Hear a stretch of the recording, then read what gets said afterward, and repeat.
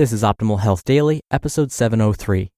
The 7 Things I Do to Stay Fit While Traveling by Babauta of ZenHabits.net. And I'm your host and narrator, Dr. Neil Malik. Happy Wednesday and welcome back to Optimal Health Daily, where I read to you from popular health and fitness blogs to help you optimize your health. Now I'm about to read to you from regular contributor Leo Babauta. He's going to talk about things he does to stay fit while traveling, which I'm a big supporter of. What I've learned about myself, though, is I'm a terrible traveler. If I'm gone for a weekend or even a full week or a couple of weeks, it doesn't matter. I always come back sick, under the weather, something. I think it's because I just don't sleep as deeply as I do when I'm at home in my own bed. That has to be what's going on. Because normally I do find time and ways to work out. I stay hydrated. I typically eat well-balanced meals. I still eat fruits and vegetables. But I think I'm just a terrible sleeper when I'm away from home. Now, I probably need to study myself more to really figure it out. Now, I'm sure you're eager to hear what Leo has to say about this, but I wanted to remind you, we're getting close to the end of the month again already, which means we'll be doing another book giveaway to a random person on our mailing list. If you want to be a part of that for free, come join our weekly newsletter at oldpodcast.com. I'll give you another quick reminder at the end, but for now, let's get to today's post and start optimizing your life. The 7 Things I Do to Stay Fit While Traveling by Leo Babauta of ZenHabits.net.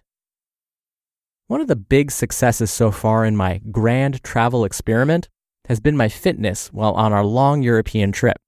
As my family of 8 enters its last week of this 4-week trip, I have to say that I'm probably just as fit as when I left, and in some ways, even fitter. I can do more push-ups and walk farther and longer, for example. My eating hasn't been perfect, but it hasn't been horrible, and I've done pretty well with exercise, so they've more than balanced out. This is a huge victory for me, believe me. I don't usually keep a good fitness routine while traveling. I try, but it's never as good as when I'm home. The trip has been a big change for me, and today I'd like to share what has worked. Here are 6 things I've been doing that have worked for me. 1. I keep the workout short and minimal. Every day, I alternate with about 10 minutes of my exercise for the day, either push-ups or bodyweight squats. Just one bodyweight exercise, probably 4 to 6 sets, not including warm-up sets, of as many as I can do. That's it. But even with that minimal exercise, I've increased strength in those exercises, and I feel that it's been working fairly well. And because the workout is so simple, it's hard to say no to it. But that's not all I do for the day. 2. I don't give myself a choice. This is probably the biggest change for me this trip. Usually, I procrastinate on exercise, probably because my usual travel workout routines have 4 to 5 different exercises and seem too difficult. This time, I've simplified it to just one exercise so I don't procrastinate. And turning this trip into a grand experiment where I have to report back to all of you turns up the accountability so that I don't want to fail. So every morning, I meditate for a few minutes, I do an hour's worth of work writing an email, and I do my one bodyweight exercise for the day, no excuses. That routine works really well if I don't let myself off the hook. 3. I walk a lot. Ava, the kids, and I walk a lot every day, usually for hours. That's way more than we walk at home. So we've gone from walking wimps to walking gods in just a few weeks. Sure, we take breaks and stop for gelato and lounge around in public squares, but most of the time, we're walking through winding cobbled streets and just admiring buildings, statues, cafes, and the light softly illuminating a city that's old but new to us. 4. I run up every set of stairs. As we explore these cities, there are lots of steps leading up bridges, like in Venice, stairs going up from underground metro stations, steps going up a beautiful museum building, and I sprint up every single flight.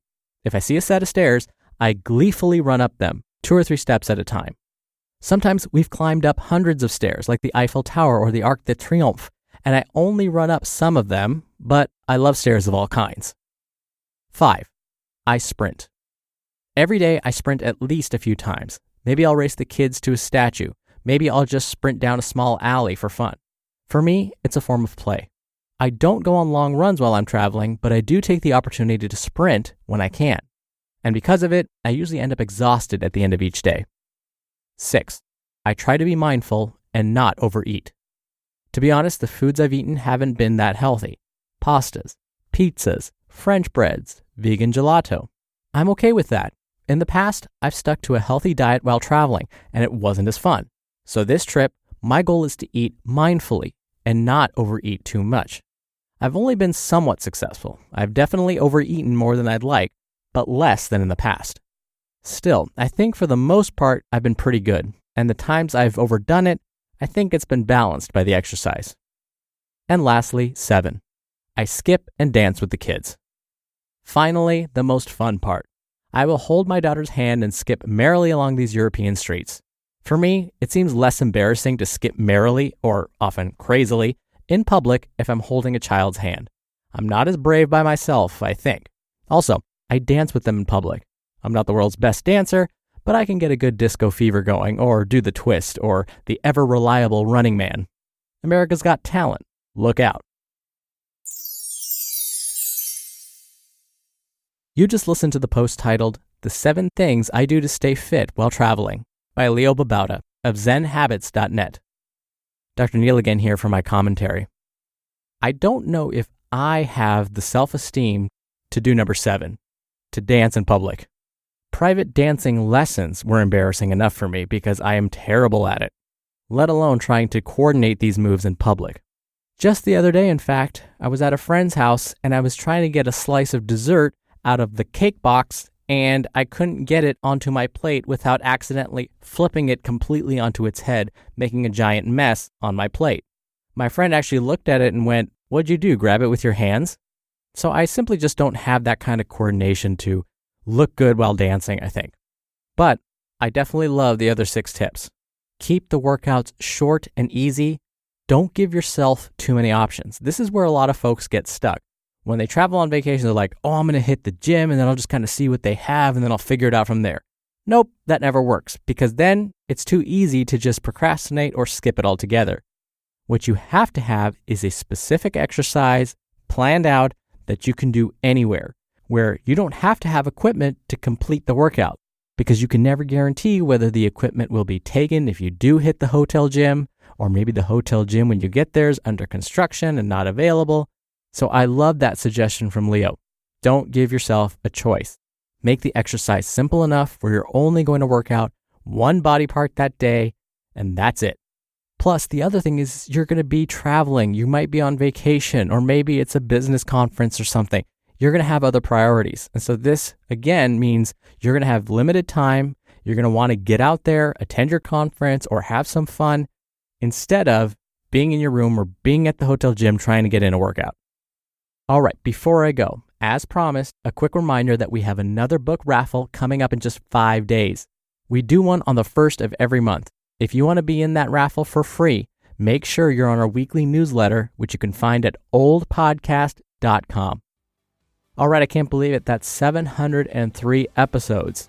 And it's all thanks to you. Thank you so much for listening, and I'll see you here tomorrow where your optimal life awaits. Hello, Life Optimizer. This is Justin Malik, creator and producer of this show and Optimal Living Daily, the brother podcast of this one. Literally, I'm Dr. Neil's brother. If you like the format of this show, you'll love Optimal Living Daily too, where I also read to you from blogs, but cover other topics like personal development, finance, and minimalism from bloggers like Derek Sivers, The Minimalists, Zen Habits, and many more. So for more amazing content read to you for free, come subscribe to Optimal Living Daily too, and together we'll optimize your life. You've been listening to Optimal Health Daily. Be sure to hit the subscribe button to stay up to date on each new episode, and head to oldpodcast.com. That's oldpodcast.com for a free gift, as well as more actionable tips and resources to help you maximize your potential. Thanks for joining us, and remember, your optimal life awaits.